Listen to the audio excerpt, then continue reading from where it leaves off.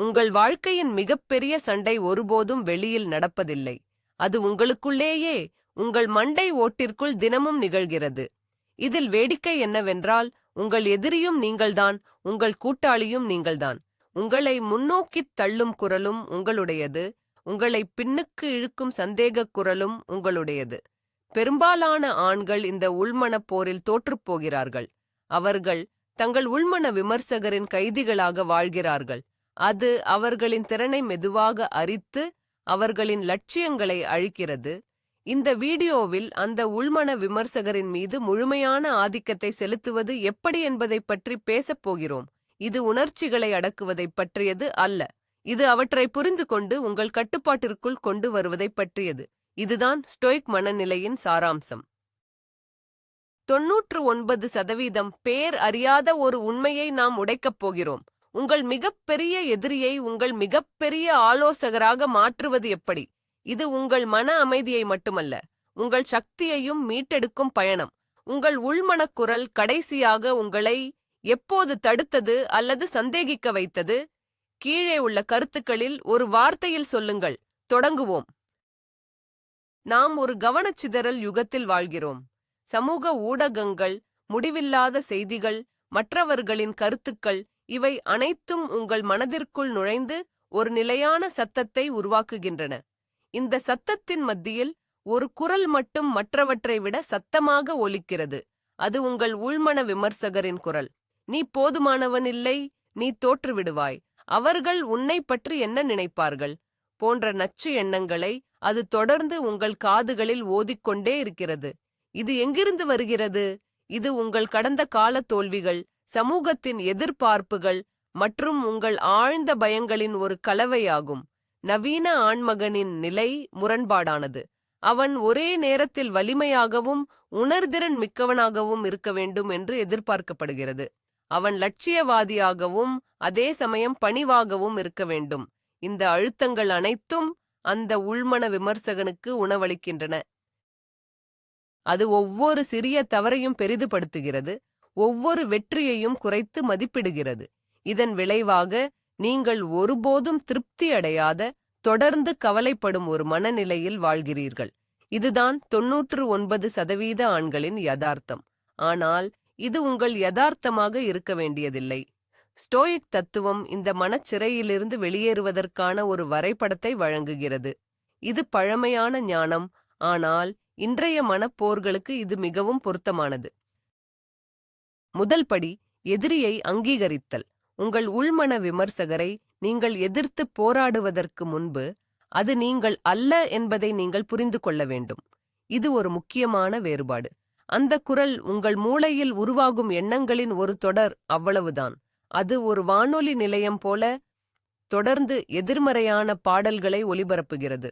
பெரும்பாலான மக்கள் அந்த வானொலி நிலையத்தை தாங்களாகவே கருதுகிறார்கள். அவர்கள் அதன் ஒவ்வொரு வார்த்தையையும் நம்புகிறார்கள். ஆனால் மனரீதியாக வலிமையான ஒரு ஆண் அந்த குரலை கவனிக்க கற்றுக்கொள்கிறான். அவன் அதை தன்னிலிருந்து பிரிக்கிறான். இந்த செயல்முறை அறிவாற்றல் விலகல், காக்னிட்டிவ் டிஸ்டன்சிங் என்று அழைக்கப்படுகிறது. நான் ஒரு தோல்வியாளன் என்று நினைப்பதற்கு பதிலாக, நான் ஒரு தோல்வியாளன் என்ற எண்ணம் எனக்கு வருகிறது என்று நீங்கள் நினைக்கும்போது ஒரு பெரிய சக்தி மாற்றம் நிகழ்கிறது. நீங்கள் அந்த எண்ணத்தின் கட்டுப்பாட்டில் இல்லை, நீங்கள் அதை கவனிப்பவராக மாறுகிறீர்கள். இந்த சிறிய மாற்றம் அந்த விமர்சகரின் பிடியிலிருந்து உங்களை விடுவிப்பதற்கான முதல் மற்றும் மிக சக்தி வாய்ந்த படியாகும். இதுதான் சுய கட்டுப்பாட்டின் தொடக்கப்புள்ளி. அந்த குரலை கவனியுங்கள், ஆனால் அதை நம்பாதீர்கள். அது வெறும் சத்தம். இப்போது எதிரியை அடையாளம் கண்டுவிட்டீர்கள். அடுத்தது என்ன? ஸ்டோயிக் ஞானத்தின் மையக் கருத்துக்களில் ஒன்று கட்டுப்பாட்டின் இருமை, டிகோட்டமி ஆஃப் கண்ட்ரோல். இது ஒரு எளிய ஆனால் ஆழமான கொள்கை. உங்கள் வாழ்க்கையில் சில விஷயங்கள் உங்கள் கட்டுப்பாட்டில் உள்ளன, பல விஷயங்கள் உங்கள் கட்டுப்பாட்டில் இல்லை. உங்கள் எண்ணங்கள், உங்கள் தீர்ப்புகள், உங்கள் செயல்கள், இவை உங்கள் கட்டுப்பாட்டில் உள்ளன. மற்றவர்களின் கருத்துக்கள், பொருளாதாரம், வானிலை, இவை உங்கள் கட்டுப்பாட்டில் இல்லை. உங்கள் உள்மன விமர்சகரின் சக்தி எங்கிருந்து வருகிறது தெரியுமா? அது உங்கள் கட்டுப்பாட்டில் இல்லாத விஷயங்களைப் பற்றி நீங்கள் கவலைப்படுவதால் வருகிறது. அவள் என்னை நிராகரித்துவிட்டால் என்ன செய்வது? நான் வேலையை இழந்தால் என்ன செய்வது? இந்த கேள்விகள் அனைத்தும் உங்கள் கட்டுப்பாட்டிற்கு அப்பாற்பட்ட விளைவுகளைப் பற்றியவை. ஒரு ஸ்டோயிக் தன் கவனத்தை தன் கட்டுப்பாட்டில் உள்ள விஷயங்கள் மீது திருப்புகிறான். அவனால் நிராகரிப்பை கட்டுப்படுத்த முடியாது, ஆனால் அவனால் தன் அணுகுமுறையை கட்டுப்படுத்த முடியும். அவனால் பொருளாதாரத்தை கட்டுப்படுத்த முடியாது, ஆனால் அவனால் தன் திறமைகளை வளர்த்துக் கொள்ள முடியும். உங்கள் மன ஆற்றலை உங்கள் கட்டுப்பாட்டில் உள்ளவற்றில் முதலீடு செய்யும் போது உள்மன விமர்சகனின் குரல் தானாகவே பலவீனமடைகிறது. ஏனென்றால் நீங்கள் அதன் விளையாட்டு மைதானத்தில் விளையாடுவதை நிறுத்திவிட்டீர்கள். நீங்கள் உங்கள் சொந்த விதிகளின்படி விளையாடத் தொடங்குகிறீர்கள். ஸ்டோயிக் ஆயுதங்களில் மிகவும் சக்தி வாய்ந்த ஒன்று ப்ரீமெடிடாடியோ மலோரம், ப்ரீமெடிடேஷியோ மலோரும், அல்லது எதிர்மறையானதை முன்கூட்டியே கற்பனை செய்தல். இது எதிர்மறையாக சிந்திப்பது அல்ல, இது புத்திசாலித்தனமாக தயாராவது. உங்கள் உள்மன விமர்சகன் எப்போதும் மோசமான சூழ்நிலைகளைப் பற்றி உங்களை பயமுறுத்துகிறான். நீ அந்த பிரசன்டேஷனை சொதப்பி விடுவாய், நீ அந்த வணிகத்தில் தோல்வியடைவாய். இந்த பயத்திற்கு நீங்கள் எப்படி பதிலளிக்கிறீர்கள்? பெரும்பாலான மக்கள் அதை தவிர்க்கிறார்கள் அல்லது அடக்குகிறார்கள். ஆனால் ஒரு ஸ்டோயிக் அதை நேருக்கு நேர் சந்திக்கிறான். சரி, நான் பிரசன்டேஷனை சொதப்புகிறேன் என்று வைத்துக்கொள்வோம். அதன் பின் விளைவுகள் என்ன? என் மேலாளர் ஏமாற்றமடைவார். ஒருவேளை நான் சங்கடமாக உணர்வேன். அவ்வளவுதானா? உலகம் முடிந்துவிடுமா? இல்லை, நான் அதிலிருந்து கற்றுக்கொண்டு அடுத்த முறை சிறப்பாக செய்வேன். இந்த பயிற்சியைச் செய்வதன் மூலம் நீங்கள் அந்த பயத்தின் சக்தியை குறைக்கிறீர்கள். நீங்கள் கற்பனை செய்த அரக்கன் உண்மையில் ஒரு சிறிய நிழல் என்பதை நீங்கள் உணர்கிறீர்கள். உங்கள் உள்மன விமர்சகன் பயத்தை ஒரு ஆயுதமாக பயன்படுத்துகிறான். நீங்கள் அந்த பயத்தை ஆராய்ந்து அதற்கான திட்டத்தை உருவாக்கும் போது நீங்கள் அவனிடமிருந்து அந்த ஆயுதத்தை பறித்து விடுகிறீர்கள். இதுதான் உண்மையான மனோதிடம். இது பயமின்மை அல்ல, இது பயத்தை எதிர்கொண்டு செயல்படும் திறன். அடுத்த சக்தி வாய்ந்த கருவி உங்கள் கண்ணோட்டத்தை மாற்றுவது. மார்கஸ் அரேலியஸ், ரோமானியப் பேரரசர் மற்றும் ஸ்டோயிக் தத்துவஞானி, மேலிருந்து பார்க்கும் பார்வை, த வியூ ஃப்ரம் அபவ் என்ற ஒரு மனப்பயிற்சியை அடிக்கடி பயன்படுத்தினார். உங்கள் பிரச்சினைகள், உங்கள் கவலைகள், உங்கள் உள்மன விமர்சகனின் குற்றச்சாட்டுகள், இவை அனைத்தும் உங்களுக்கு மிக நெருக்கமாக இருக்கும்போது மிகப்பெரியதாகத் தெரியும். ஒரு கணம் பின்வாங்கி உங்களை ஒரு உயரமான இடத்திலிருந்து பார்ப்பதாக கற்பனை செய்யுங்கள். உங்கள் நகரத்தை பாருங்கள், பின்னர் உங்கள் நாட்டை, பின்னர் இந்த முழு கிரகத்தையும். பிரபஞ்சத்தின் பரந்த வெளியில் உங்கள் தற்போதைய பிரச்சனை எவ்வளவு சிறியது, உங்களை விமர்சிக்கும் அந்த குரல் எவ்வளவு அற்பமானது. இந்த பயிற்சி உங்கள் அகந்தையை குறைத்து விஷயங்களை சரியான கண்ணோட்டத்தில் வைக்க உதவுகிறது. உங்கள் உள்மன விமர்சகன் சிறிய விஷயங்களை பெரிதுபடுத்துகிறான். நீ காலையில் 5 நிமிடம் தாமதமாக எழுந்தாய், நீ ஒரு சோம்பேறி. மேலிருந்து பார்க்கும்போது இந்த குற்றச்சாட்டு எவ்வளவு ஆபத்தமானது என்பது உங்களுக்கு புரியும். இந்த பிரபஞ்ச பார்வை அற்பமான கவலைகளிலிருந்து உங்களை விடுவித்து உண்மையிலேயே முக்கியமானவற்றில் கவனம் செலுத்த உதவுகிறது. இது உங்கள் மனதிற்குள் ஒரு அமைதியான இடத்தை உருவாக்குகிறது, அங்கு விமர்சகனின் குரல் எட்ட முடியாது. உங்கள் உள்மன விமர்சகனின் மிகப்பெரிய எரிபொருள் எது தெரியுமா? அது உங்கள் கடந்த கால தவறுகள் மற்றும் எதிர்காலத்தைப் பற்றிய கவலை. அது உங்களை நிகழ்காலத்தில் வாழ விடுவதில்லை. அது எப்போதும் நீ அன்று அப்படி செய்திருக்கக் கூடாது அல்லது நாளை இப்படியாகிவிட்டால் என்ன செய்வது என்று சொல்லிக்கொண்டே இருக்கும். ஸ்டாய்சிசம் இதற்கு ஒரு எளிய தீர்வைக் கொண்டுள்ளது. நிகழ்காலத்தில் கவனம் செலுத்து. அவர்கள் இதை புரோசோச் என்று அழைத்தார்கள், அதாவது கவனம் அல்லது விழிப்புணர்வு. ஒவ்வொரு கணத்தையும் முழுமையாக வாழ்வது. நீங்கள் ஒரு வேலையைச் செய்யும்போது உங்கள் முழு கவனத்தையும் அதில் செலுத்துங்கள். நீங்கள் ஒருவருடன் பேசும்போது உங்கள் முழு கவனத்தையும் அந்த உரையாடலில் செலுத்துங்கள். உங்கள் மனம் கடந்த காலத்திற்கோ அல்லது எதிர்காலத்திற்கோ அலையும்போது அதை மெதுவாக நிகழ்காலத்திற்கு திருப்புங்கள். இது ஒரு தசை போன்றது. நீங்கள் எவ்வளவு அதிகமாக பயிற்சி செய்கிறீர்களோ அவ்வளவு வலிமையாக அது மாறும். நீங்கள் நிகழ்காலத்தில் முழுமையாக இருக்கும்போது விமர்சகனுக்கு அங்கு இடமில்லை. ஏனென்றால் அவனது சக்தி கடந்த கால வருத்தங்களிலும் எதிர்கால பயங்களிலும் தான் இருக்கிறது. நிகழ்காலம் என்பது யதார்த்தம். யதார்த்தத்தில் நீங்கள் செயல்பட மட்டுமே முடியும். இதுதான் சாதாரண மனிதனுக்கும் ஒரு ஸ்டாயிக் போர் வீரனுக்கும் உள்ள வித்தியாசம். ஒருவன் நினைவுகளில் வாழ்கிறான், மற்றவன் செயலில் வாழ்கிறான். இப்போது ஒரு ஆழமான கருத்தை பார்ப்போம். தடையே வழி, த ஆப்ஸ்டக்கல் இஸ் த வே. இது ஸ்டோயிக் தத்துவத்தின் மையக்கல். உங்கள் உள்மன விமர்சகன் ஒரு தடையை உங்கள் முன் வைக்கும்போது, அது ஒரு சவாலாக இருக்கலாம், ஒரு தோல்வியாக இருக்கலாம், ஒரு கடினமான சூழ்நிலையாக இருக்கலாம், உங்கள் இயல்பான பியர்டி கிரியா கோபப்படுவது, விரக்தியடைவது அல்லது பின்வாங்குவது. ஆனால் ஒரு ஸ்டாயிக் அந்த தடையை ஒரு வாய்ப்பாக பார்க்கிறான். ஒவ்வொரு தடையும் உங்களை வலிமையாக்க, புத்திசாலியாக்க, மேலும் ரெசிலியன்ட் ஆக மாற்றுவதற்கான ஒரு வாய்ப்பு.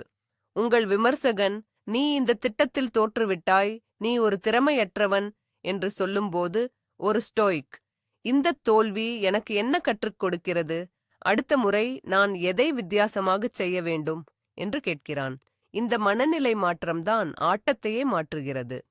நீங்கள் பிரச்சனைகளை எதிரிகளாக பார்ப்பதை நிறுத்தி அவற்றை ஆசிரியர்களாக பார்க்கத் தொடங்குகிறீர்கள்.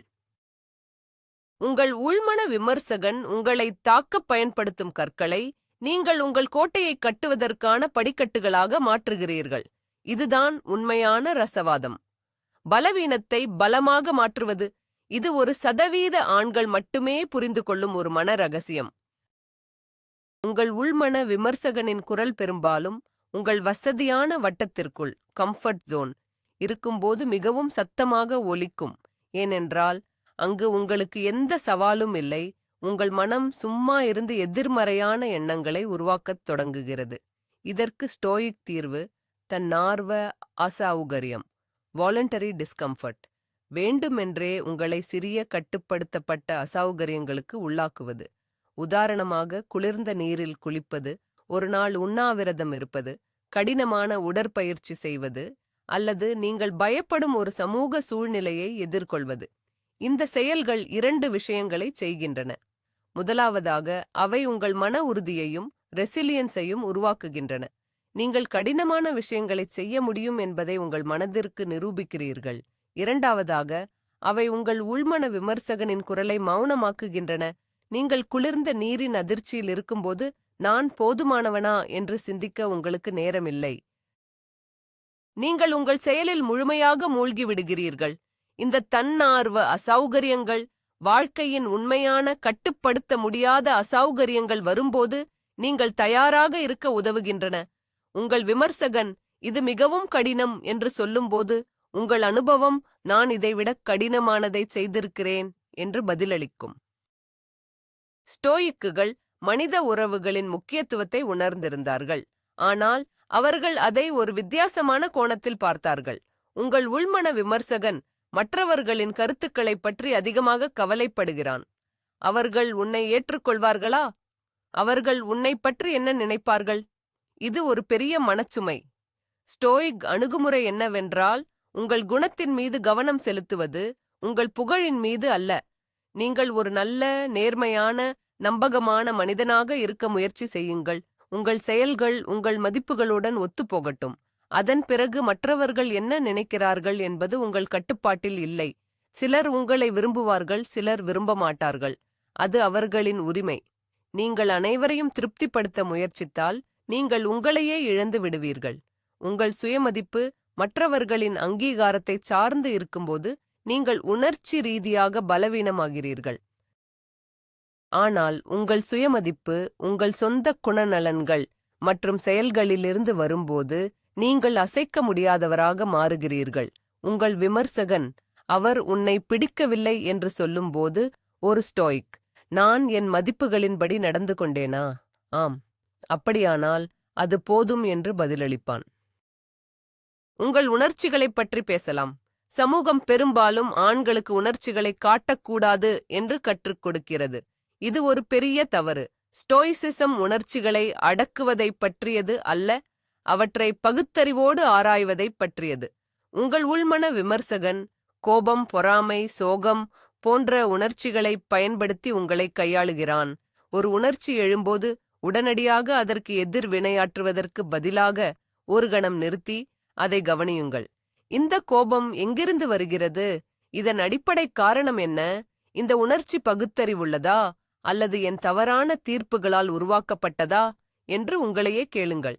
செனேகா, மற்றொரு பெரிய ஸ்டோயிக், இதை உணர்ச்சிகளை விசாரணைக்கு உட்படுத்துவது என்று கூறினார். நீங்கள் ஒரு உணர்ச்சியை ஒரு விருந்தாளியாக பார்க்க வேண்டும், ஒரு எஜமானாக அல்ல. அது வருகிறது, அது என்ன சொல்கிறது என்பதைக் கேளுங்கள், பின்னர் அது போகட்டும். நீங்கள் உணர்ச்சிகளை ஆராயும்போது அவற்றின் மீதான உங்கள் பிடியை இழக்கிறீர்கள். அவை வெறும் தகவல்களாக மாறுகின்றன, கட்டளைகளாக அல்ல. இதுதான் உணர்ச்சி ரீதியான முதிர்ச்சியின் உச்சம். உணர்ச்சிகளால் ஆளப்படுபவனுக்கும் உணர்ச்சிகளை ஆள்பவனுக்கும் உள்ள வித்தியாசம் இதுதான். ஸ்டோயிக் தத்துவத்தின் ஒரு இருண்ட ஆனால் சக்தி வாய்ந்த பயிற்சி மெமெண்டோ மோரி. மெமெண்டோ மோரி, நீ இறப்பாய் என்பதை நினைவில் கொள். இது ஒரு நோயுற்ற சிந்தனை அல்ல, இது ஒரு தெளிவுபடுத்தும் கருவி. உங்கள் வாழ்க்கை குறுகியது மற்றும் வரையறுக்கப்பட்டது என்பதை நீங்கள் உணரும்போது அற்பமான விஷயங்கள் அவற்றின் முக்கியத்துவத்தை இழக்கின்றன. உங்கள் உள்மன விமர்சகன் கவலைப்படும் பெரும்பாலான விஷயங்கள் சிறிய அவமானங்கள், மற்றவர்களின் கருத்துக்கள், பொருளாசைகள், மரணத்தின் பின்னணியில் பார்க்கும்போது எவ்வளவு முக்கியமற்றவை என்பது உங்களுக்கு புரியும். இந்த பயிற்சி உங்களை 2 விஷயங்களைச் செய்ய தூண்டுகிறது. முதலாவதாக, உங்கள் நேரத்தை வீணாக்குவதை நிறுத்த. ஒவ்வொரு நாளையும் அதுவே உங்கள் கடைசி நாள் என்பது போல வாழுங்கள். இரண்டாவதாக, உண்மையிலேயே முக்கியமானவற்றில் கவனம் செலுத்த. உங்கள் உறவுகள், உங்கள் நோக்கம், உங்கள் குணநலன்.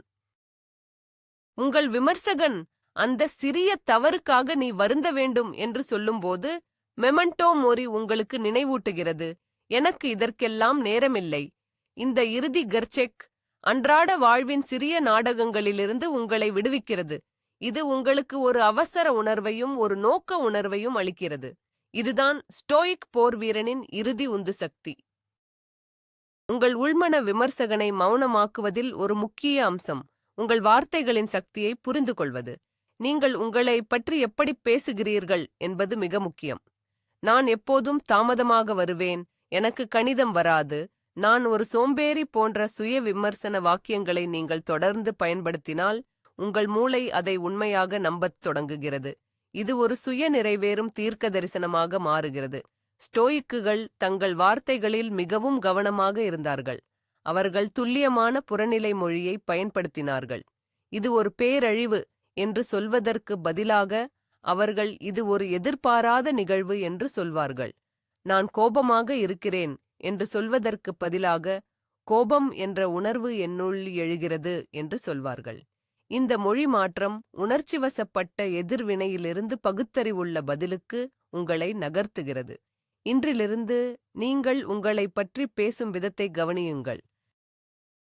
எதிர்மறையான பொதுவான லேபிள்களை தவிர்க்கவும். அதற்கு பதிலாக உங்கள் செயல்களைப் பற்றி புறநிலையாக பேசுங்கள். நான் சோம்பேறியாக இருந்தேன் என்பதற்கு பதிலாக நான் இன்று காலை உடற்பயிற்சி செய்யவில்லை, நாளை செய்வேன் என்று சொல்லுங்கள். உங்கள் வார்த்தைகளை மாற்றுவதன் மூலம் உங்கள் யதார்த்தத்தை மாற்றத் தொடங்குகிறீர்கள். ஸ்டோயிக் நடைமுறையில் செயல்கள்தான் எல்லாம். தத்துவத்தை படிப்பது மட்டும் போதாது, நீங்கள் அதை வாழ வேண்டும். உங்கள் உள்மன விமர்சகன் உங்கள் செயலற்ற தன்மையில் செழிக்கிறான். நீங்கள் அதிகமாக சிந்தித்து குறைவாக செயல்படும்போது அவனுக்கு அதிக நேரம் கிடைக்கிறது. இதற்கு தீர்வு ஒரு செயல் சார்ந்த மனநிலையை வளர்ப்பது. ஒரு சவாலை எதிர்கொள்ளும்போது முடிவில்லாத பகுப்பாய்வில் மூழ்குவதற்கு பதிலாக ஒரு சிறிய முதல் படியை எடுங்கள். அந்த படியை எடுப்பது அடுத்த படிக்குத் தேவையான உத்வேகத்தையும் தெளிவையும் கொடுக்கும். மார்கஸ் அரேலியஸ் தினமும் காலையில் தனக்குத்தானே சொல்லிக் கொள்வார், நான் ஒரு மனிதனின் வேலையைச் செய்ய எழுகிறேன். அவர் ஒரு பேரரசராக இருந்தபோதிலும் அவர் தனது கடமைகளை ஒரு தொழிலாக பார்த்தார். உங்கள் இலக்குகளையும் அவ்வாறே பாருங்கள். அவை உங்கள் வேலை. சில நேரங்களில் நீங்கள் அதை விரும்பலாம், சில நேரங்களில் விரும்பாமல் இருக்கலாம், ஆனால் நீங்கள் அதைச் செய்ய வேண்டும். இந்த ஒழுக்கமான அணுகுமுறை உங்கள் உணர்ச்சிகளையும் உங்கள் விமர்சகனின் சந்தேகங்களையும் மீறி செயல்பட உதவுகிறது. ஒவ்வொரு செயலும், அது எவ்வளவு சிறியதாக இருந்தாலும், உங்கள் உள்மன விமர்சகனுக்கு எதிரான ஒரு வெற்றி. செயல்கள் சந்தேகத்தை மௌனமாக்குகின்றன. உங்கள் உள்மன விமர்சகனின் மற்றொரு தந்திரம் நன்றியுணர்வை உங்களிடமிருந்து திருடுவது. அது எப்போதும் உங்களிடம் இல்லாதவற்றில் கவனம் செலுத்த வைக்கிறது. உன்னிடம் அந்த கார் இல்லை, நீ இன்னும் அந்த பதவிக்கு வரவில்லை. இது ஒருபோதும் முடிவடையாத ஒரு அதிருப்தி சுழற்சியை உருவாக்குகிறது. ஸ்டோயிசிசம் இதற்கு ஒரு சக்தி வாய்ந்த மாற்று மருந்தை கொண்டுள்ளது, நன்றியுணர்வு. ஆனால் இது வெறும் நேர்மறை சிந்தனை அல்ல. இது ஒரு யதார்த்தமான பயிற்சி. உங்களிடம் இப்போது இருக்கும் எல்லாவற்றையும் ஒரு கணம் இழந்தது போல் கற்பனை செய்து பாருங்கள். உங்கள் ஆரோக்கியம், உங்கள் வீடு, உங்கள் உறவுகள். பின்னர் அவை அனைத்தும் உங்களிடம் மீண்டும் கொடுக்கப்பட்டதாக கற்பனை செய்யுங்கள். நீங்கள் எவ்வளவு நன்றியுள்ளவராக இருப்பீர்கள், செனேகா கூறினார். உண்மையான செல்வந்தன் தன்னிடம் உள்ளதைக் கொண்டு திருப்தி அடைபவன். தினமும் காலையில் உங்களிடம் இருக்கும் 3 விஷயங்களுக்காக மனதிற்குள் நன்றி சொல்லுங்கள். அது உங்கள் ஆரோக்கியமாக இருக்கலாம், உங்கள் படுக்கையின் அரவணைப்பாக இருக்கலாம், அல்லது ஒரு புதிய நாளின் வாய்ப்பாக இருக்கலாம். இந்த எளிய பயிற்சி உங்கள் கவனத்தை பற்றாக்குறையிலிருந்து எஸ்எம்ஆர்டிக்கு மாற்றுகிறது. நன்றியுள்ள மனதில் விமர்சனத்திற்கு இடமில்லை. அது உங்கள் மன அமைதியின் அடித்தளம். இப்போது ஒரு ஆழமான ஸ்டோயிக் கருத்தை பார்ப்போம். அமோர் ஃபாட்டி விதியை நேசிப்பது. உங்கள் வாழ்க்கையில் நடக்கும் எல்லாவற்றையும், நல்லதையும் கெட்டதையும் அசிங்கமானதையும் தவிர்க்க முடியாததாகவும் அவசியமானதாகவும் ஏற்றுக்கொள்வது. இது ஒரு செயலற்ற சரணடைதல் அல்ல. இது ஒரு தீவிரமான ஏற்றுக்கொள்ளுதல். உங்கள் உள்மன விமர்சகன் விஷயங்கள் வித்தியாசமாக இருந்திருக்க வேண்டும் என்று விரும்புகிறான். நான் அந்த தவறை செய்திருக்கக் கூடாது, வாழ்க்கை எனக்கு நியாயமாக இல்லை. இந்த எதிர்ப்புதான் உங்கள் துன்பத்தின் மூல காரணம். அமோர் ஃபாத்தி என்பது யதார்த்தத்துடன் போர் செய்வதை நிறுத்துவதாகவும், நடந்ததை மாற்ற முடியாது, ஆனால் நீங்கள் அதற்கு எப்படி பதிலளிக்கிறீர்கள் என்பதை மாற்றலாம். ஒரு சவாலை ஒரு சுமையாகப் பார்ப்பதற்கு பதிலாக அதை உங்கள் குணத்தை வடிவமைக்கும் ஒரு வாய்ப்பாகப் பாருங்கள். ஒரு தோல்வியை ஒரு முடிவாகப் பார்ப்பதற்கு பதிலாக அதை ஒரு பாடமாகப் பாருங்கள். பிரபஞ்சம் உங்களுக்கு எதிராக சதி செய்யவில்லை, அது உங்களுக்கு ஒரு பாடத்தை கற்பிக்கிறது. உங்கள் வாழ்க்கையில் நடக்கும் அனைத்தையும் நீங்கள் தேர்ந்தெடுத்தது போல நீங்கள் வாழும்போது நீங்கள் ஒரு மகத்தான சக்தியை உணர்கிறீர்கள். நீங்கள் இனி ஒரு பலியாள் அல்ல, நீங்கள் ஒரு படைப்பாளி. விமர்சகன் மௌனமாகிவிடுகிறான், ஏனென்றால் அவனது குற்றச்சாட்டுகளுக்கு இனி அர்த்தமில்லை. உங்கள் உள்மன விமர்சகன் தனியாக இருக்கும்போது மிகவும் சக்தி வாய்ந்தவன். நீங்கள் உங்கள் எண்ணங்களுடன் தனியாக போராடும்போது அவன் எளிதாக வெற்றி பெறுகிறான். ஸ்டோய்க்குகள் சமூகத்தின் முக்கியத்துவத்தை அறிந்திருந்தனர், ஆனால் சரியான வகையான சமூகம். உங்களை கீழே இழுக்கும் அல்லது உங்கள் எதிர்மறையை ஊக்குவிக்கும் நபர்களை தவிர்க்கவும். அதற்கு பதிலாக உங்களை விட சிறந்த, உங்களை சவால் செய்யும், உங்கள் வளர்ச்சியை ஆதரிக்கும் நபர்களைத் தேடுங்கள். ஒரு வழிகாட்டியைக் கண்டுபிடிப்பது, ஒரு மாஸ்டர் மைண்ட் குழுவில் சேருவது, அல்லது ஒரே மாதிரியான மனநிலையுள்ள நண்பர்களுடன் நேரத்தை செலவிடுவது ஆகியவை இதில் அடங்கும். உங்கள் போராட்டங்களைப் பற்றி நம்பகமான ஒருவருடன் பேசும்போது அந்த பிரச்சினைகளின் சக்தி பாதியாக குறைந்து விடுகிறது. அவர்கள் உங்களுக்கு ஒரு புதிய கண்ணோட்டத்தை வழங்க முடியும், அல்லது நீங்கள் தனியாக இல்ல என்பதை உங்களுக்கு நினைவூட்ட முடியும். உங்கள் உள்மன விமர்சகன் உங்களை தனிமைப்படுத்த முயற்சிக்கிறான். யாரும் உன்னை புரிந்து கொள்ள மாட்டார்கள் என்று அவன் சொல்வான். அது ஒரு பொய். வலிமையான ஆண்கள் ஒருவருக்கொருவர் ஆதரவளிக்கிறார்கள். உங்கள் பழங்குடியினரை கண்டறியுங்கள். அவர்களின் கூட்டு ஞானம் மற்றும் வலிமை உங்கள் உள்மனப் போர்களில் வெற்றி பெற உங்களுக்கு உதவும். இது பலவீனத்தின் அடையாளம் அல்ல, இது புத்திசாலித்தனத்தின் அடையாளம். ஒரு நாட்குறிப்பை வைத்திருப்பது ஸ்டோயிக் நடைமுறையின் ஒரு முக்கிய பகுதியாகும். இது உங்கள் எண்ணங்களை காகிதத்தில் கொட்டுவதற்கான ஒரு வழியாகும். மார்க்கஸ் அரேலியஸின் புகழ்பெற்ற தியானங்கள் மெடிடேஷன்ஸ் புத்தகம் உண்மையில் அவருக்காகவே எழுதப்பட்ட ஒரு தனிப்பட்ட நாட்குறிப்பு. தினமும் மாலையில் சில நிமிடங்கள் ஒதுக்கி அன்றைய நிகழ்வுகளைப் பற்றி எழுதுங்கள். உங்கள் உள்மன விமர்சகன் என்ன சொன்னான்? நீங்கள் எப்படி பதிலளித்தீர்கள்? நீங்கள் ஸ்டோயிக் கொள்கைகளை எங்கே பயன்படுத்தினீர்கள்? எங்கே தவறிவிட்டீர்கள்? இந்த செயல்முறை உங்கள் எண்ணங்களை தெளிவுபடுத்த உதவுகிறது. உங்கள் மனதிற்குள் சுழன்று கொண்டிருக்கும் குழப்பமான எண்ணங்கள் காகிதத்தில் எழுதப்படும்போது அவற்றின் வடிவத்தையும் பெரும்பாலும் அவற்றின் அபத்தத்தையும் நீங்கள் காண்கிறீர்கள். இது ஒரு வகையான மனசுத்திகரணன். உங்கள் விமர்சகனின் வாதங்களை நீங்கள் புறநிலையாக பார்க்க முடிகிறது. நான் இன்று ஒரு முட்டாள்தனமாக நடந்து கொண்டேன் என்ற எண்ணத்தை நீங்கள் எழுதும்போது அதை நீங்கள் கேள்வி கேட்க ஆரம்பிக்கலாம். உண்மையிலேயே அது முட்டாள்தனமா அல்லது அது ஒரு சிறிய தவறா? எழுதுவது உங்கள் உள்மன உரையாடலில் ஒரு இடைவெளியை உருவாக்குகிறது. அந்த இடைவெளியில்தான் பகுத்தறிவும் அமைதியும் வளர்கின்றன. உங்கள் உள்மன விமர்சகனின் ஒரு பொதுவான தாக்குதல் உங்களை மற்றவர்களுடன் ஒப்பிடுவது. அவன் உன்னை விட வெற்றிகரமானவன், அவனுக்கு உன்னை விட நல்ல வாழ்க்கை இருக்கிறது. சமூக ஊடகங்கள் இந்த ஒப்பீட்டு விளையாட்டை இன்னும் மோசமாக்கியுள்ளன. ஸ்டோயிக் பார்வை இதற்கு நேர்மாறானது. நீங்கள் ஒப்பிட வேண்டிய ஒரே நபர் நேற்று நீங்கள் இருந்த நீங்கள்தான். உங்கள் ஒரே நோக்கம் ஒவ்வொரு நாளும் ஒரு சிறிய முன்னேற்றத்தை ஏற்படுத்துவது. அது உங்கள் அறிவாக இருக்கலாம், உங்கள் ஒழுக்கமாக இருக்கலாம், அல்லது உங்கள் கருணையாக இருக்கலாம். இந்த உள்நோக்கிய கவனம் வெளிப்புற ஒப்பீடுகளின் நச்சுத்தன்மையிலிருந்து உங்களை விடுவிக்கிறது. மற்றவர்களின் வெற்றியை பார்த்து பொறாமைப்படுவதற்கு பதிலாக அவர்களிடமிருந்து உத்வேகம் பெறுங்கள். அவர்களின் பயணத்தை மதியுங்கள், ஆனால் உங்கள் சொந்த பாதையில் கவனம் செலுத்துங்கள். ஒவ்வொருவருக்கும் அவரவர் சவால்கள், அவரவர் போராட்டங்கள் உள்ளன. அவற்றில் பெரும்பாலானவை வெளியில் தெரிவதில்லை. உங்கள் ஆற்றலை உங்கள் சொந்த தோட்டத்தில் முதலீடு செய்யுங்கள். அடுத்தவரின் தோட்டம் எவ்வளவு பச்சையாக இருக்கிறது என்று கவலைப்படாதீர்கள். சுய முன்னேற்றத்தில் கவனம் செலுத்தும் ஒரு மனிதனுக்கு மற்றவர்களின் வெற்றியைப் பற்றி கவலைப்பட நேரமில்லை. அவனது விமர்சகன் மௌனமாகி விடுகிறான், ஏனென்றால் அவன் போட்டிக்கு வெளியே இருக்கிறான். ஸ்டோயிசிசம் என்பது ஒரு இலக்கு அல்ல, அது ஒரு வாழ்நாள் பயணம். உங்கள் உள்மன விமர்சகனை நீங்கள் ஒருபோதும் முழுமையாக அழித்துவிட முடியாது. அவன் எப்போதும் அங்கே இருப்பான், ஒரு மூலையில் பதுங்கியிருப்பான், உங்கள் பலவீனமான தருணத்திற்காக காத்திருப்பான். வெற்றி என்பது அவனை அழிப்பதில் இல்லை, அவனுடன் வாழக் கற்றுக்கொள்வதில் இருக்கிறது. அவனது குரலை அடையாளம் கண்டு அதை கேள்விக்குட்படுத்தி அதன் சக்தியை பறிப்பதில் இருக்கிறது. சில நாட்களில் நீங்கள் வெற்றி பெறுவீர்கள், சில நாட்களில் அவன் வெற்றி பெறுவான். அது பரவாயில்லை. முக்கியமானது தொடர்ந்து பயிற்சி செய்வது. ஒவ்வொரு முறையும் நீங்கள் உங்கள் விமர்சகனின் பொய்களுக்கு அடிபணியாமல் ஒரு பகுத்தறிவுள்ள பதிலை தேர்ந்தெடுக்கும்போது நீங்கள் உங்கள் மன வலிமையின் தசையை உருவாக்குகிறீர்கள். ஒவ்வொரு முறையும் நீங்கள் ஒரு சவாலை தழுவும்போது நீங்கள் அவனது பிடியை பலவீனப்படுத்துகிறீர்கள். இது ஒரு சரியான நிலையை அடைவதை பற்றியது அல்ல, இது முன்னேற்றத்தை பற்றியது. உங்கள் குறைபாடுகளை ஏற்றுக்கொண்டு தொடர்ந்து உங்களை மேம்படுத்திக் கொள்வதில் உள்ள அழகை புரிந்து கொள்வது. இதுதான் உண்மையான ஸ்டோயிக் ஞானம்.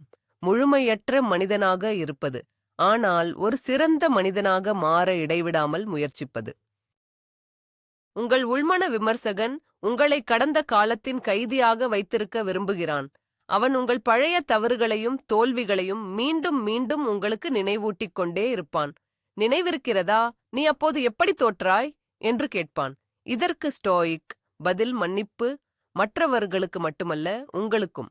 கடந்த காலத்தை உங்களால் மாற்ற முடியாது, அதை பற்றி வருத்தப்படுவதில் எந்த பயனும் இல்லை. அதிலிருந்து கற்றுக்கொள்ளுங்கள், பின்னர் அதை விட்டுவிடுங்கள்.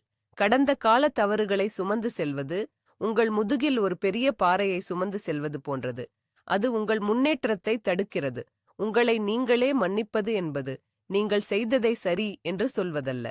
அது நீங்கள் இனி அந்த சுமையை சுமக்கப் போவதில்லை என்று முடிவு செய்வதாகவும். நீங்கள் வளர்ந்து விட்டீர்கள், மாறிவிட்டீர்கள். நேற்றைய நீங்கள் இன்றைய நீங்கள் அல்ல. உங்கள் விமர்சகன் உங்கள் கடந்த காலத்தை பற்றி பேசும்போது அவனுக்குச் சொல்லுங்கள், அந்த அத்தியாயம் முடிந்துவிட்டது. நான் இப்போது ஒரு புதிய கதையை எழுதுகிறேன். உங்கள் கடந்த காலத்தை அதன் இடத்தில் வைக்கும்போது ஒரு பாடமாக, ஒரு சிறையாக அல்ல, நீங்கள் நிகழ்காலத்தில் செயல்படுவதற்கும் எதிர்காலத்தை உருவாக்குவதற்கும் சுதந்திரம் பெறுகிறீர்கள். இதுதான் உண்மையான மன சுதந்திரம். இறுதியாக, இந்த எல்லா பயிற்சிகளையும் ஒன்றாக இணைக்கும் ஒரு கருத்து உள்ளது: உங்கள் தனிப்பட்ட தத்துவத்தை உருவாக்குவது. ஸ்டோயிசிசம் என்பது விதிகள் அல்லது கட்டளைகளின் தொகுப்பு அல்ல, அது ஒரு சிந்தனை கட்டமைப்பு. நீங்கள் இந்த கருவிகளை எடுத்து அவற்றை உங்கள் சொந்த வாழ்க்கைக்கும் உங்கள் தனிப்பட்ட மதிப்புகளுக்கும் ஏற்ப மாற்றியமைக்க வேண்டும். உங்களுக்காக ஒரு சில முக்கிய கொள்கைகளை வரையறுத்துக் கொள்ளுங்கள். உதாரணமாக, நான் என் கட்டுப்பாட்டில் உள்ளவற்றில் கவனம் செலுத்துவேன். ஒவ்வொரு தடையையும் ஒரு வாய்ப்பாக பார்ப்பேன். நான் நேர்மையுடனும் தைரியத்துடனும் செயல்படுவேன்.